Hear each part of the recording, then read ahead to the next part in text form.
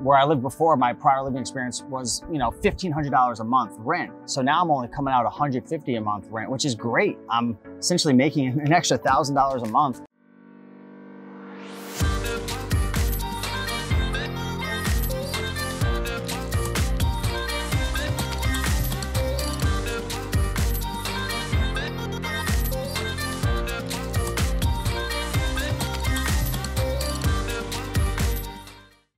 What's happening, everybody? Steve here, Raiken Profit over at RaikenProfit.com, coming back to you with another video. And in this video, we're going to switch things up a little bit.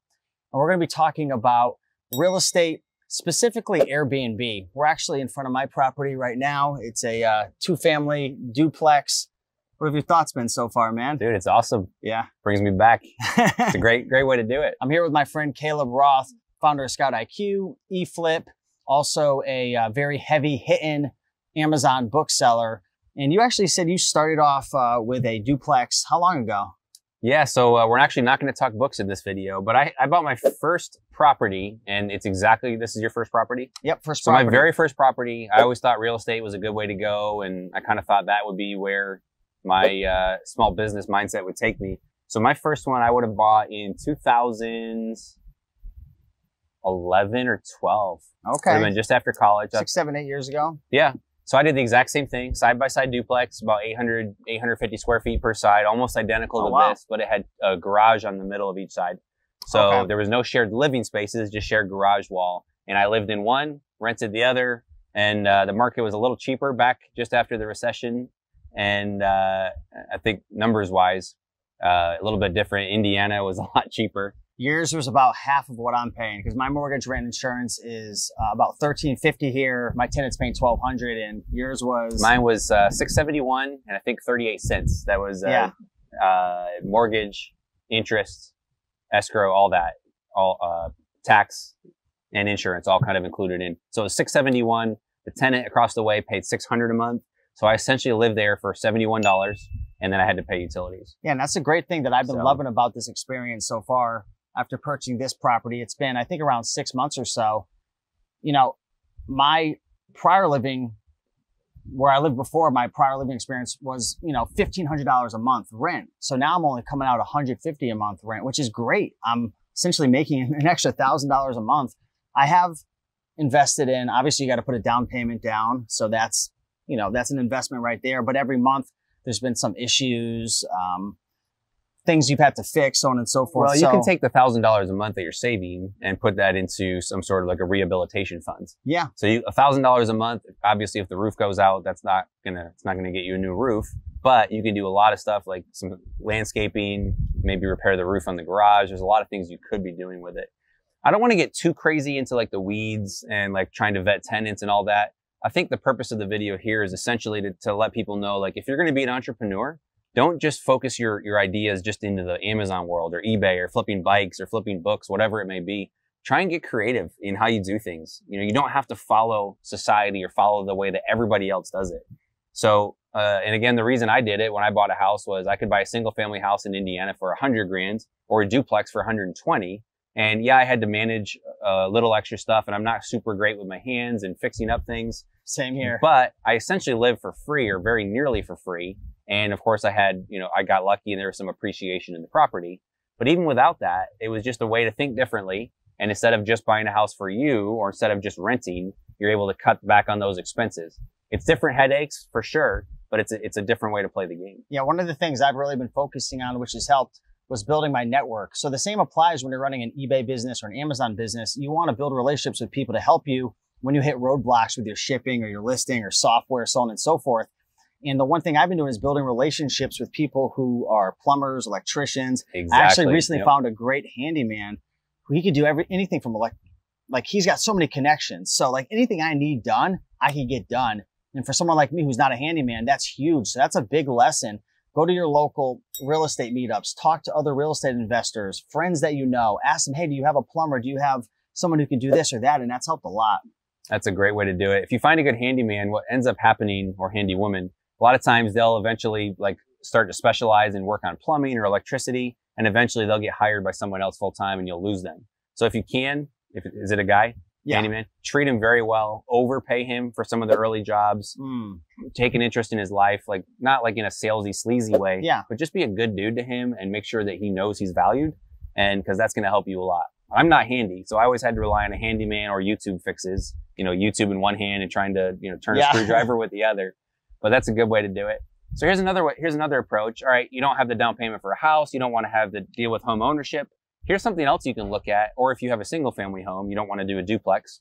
Our house in Denver, my wife and I moved out about 4.5 years ago, and we had a series of duplexes in Indiana. We sold them all. We got out of Indiana and moved to Colorado. Kind of a fresh start. Did you sell them because you wanted to move and you didn't want to be like an out-of-state landlord? Partly, and real estate was so expensive in Colorado that we almost had to take all of our equity back out of those houses and put it into one house in Colorado because it's 4 times as expensive. Got it. So what we did out there, I wish I could say I was strategic enough to say this is exactly what I was planning, but we bought a nice home. My wife likes nice houses, so that's important to us. We like to host people, have people over. If you're ever in Denver, look us up. We'd love to hang out on our back porch, sip beers, and talk life and business. That's really fun.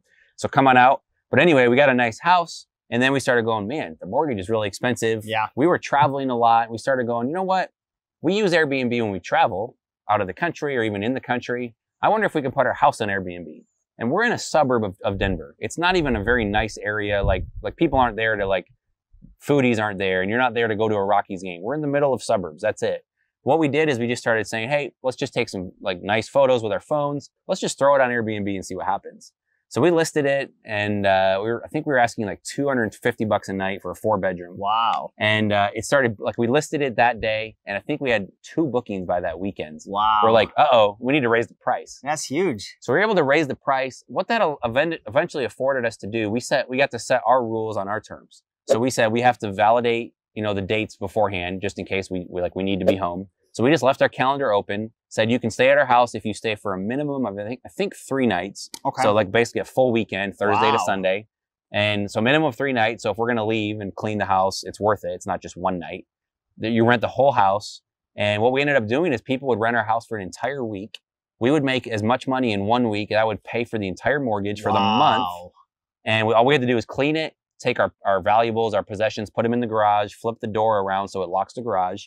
And what we do is my wife and I, we didn't have a kid at the time. We would just put the house up, and if someone booked it, we would then use that money to help pay the mortgage and also pay to go travel. So we might go stay with a friend and pay them. We might rent our own hotel room for cheaper than renting our house. That's so cool. Or we'd say, hey, we're renting it for 2 weeks straight. We're going to Costa Rica with that money. Wow. So don't be afraid as an entrepreneur to start thinking a little outside the box.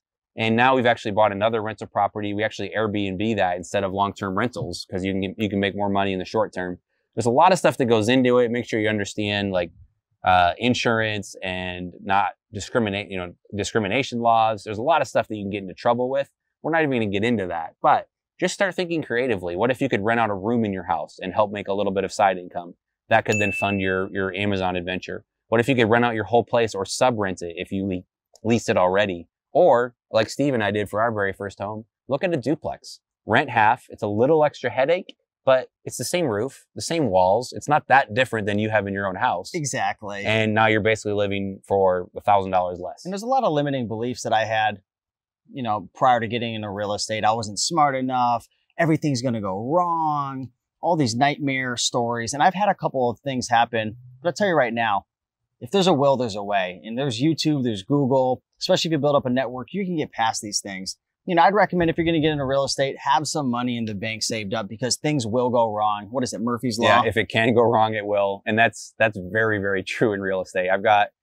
Buy me a beer, I'll tell you some stories. There's a lot of stuff that we've dealt with. And it's no different than any other business. In the Amazon business, we deal with Amazon changing the rules and counterfeit books and restrictions. There's a lot of things that can go wrong. Same thing with real estate. And if you're not willing to deal with those, you probably shouldn't be in business because there are risks. Yeah, and there's a lot of different ways that you can invest your money, from stocks to, I've been investing in my SEP IRA for the last couple of years, and I'm in index funds. There's obviously real estate investing, but inflation is a real thing. And if your money's just sitting in the bank, you're losing value every single day, every single year. So I would definitely start to look into various investment options. I'm not saying real estate is the best for you. It could be investing in something else, right? It could be precious metals, or it could be the stock market, or it could Bitcoin. be, oh man, No, I just wish I kidding. invested in it the last month, but you know, there's so many things. But real estate's been a great experience so far, and I've been documenting my journey. If you type in Raiken Profit Real Estate, I documented finding my agent to getting the loan, the whole entire process. And one thing I'd like to say is with real estate, you've got to be on the ball. You can't, you know how sometimes in our eBay or Amazon business, we can kind of just let things go a little bit. And the consequences aren't as severe.